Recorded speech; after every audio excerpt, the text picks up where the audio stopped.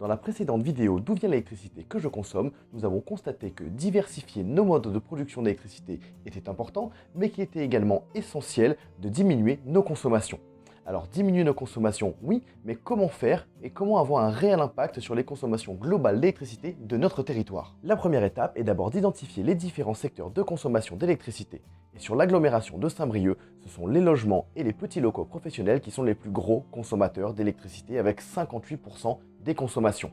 Pour les logements, le premier poste de consommation, c'est le chauffage. Et sur Saint-Brieuc-Armoire Agglomération, 35% des logements sont chauffés avec l'électricité. Alors comment faire pour réduire nos consommations et notre facture? Grâce à ce qu'on appelle la sobriété. Qui dit sobriété énergétique dit isolation des logements. Et sur ce point, il y a encore du progrès à faire quand on voit le classement énergétique des logements sur Saint-Brieuc-Armoire Agglomération. Alors, isoler sa toiture, ses murs, son plancher et remplacer ses fenêtres sont des actions qui permettent de rendre nos bâtiments plus performants et de diminuer les consommations, à condition d'avoir également une bonne ventilation grâce à l'installation d'une VMC. Pour les logements chauffés avec d'autres énergies comme le fioul, le gaz ou le bois, l'électricité sert dans ce cas à alimenter l'éclairage et les appareils électroménagers et informatiques, soit une centaine d'appareils en moyenne par foyer en France. Et là encore, la sobriété peut nous aider à diminuer cette consommation d'électricité.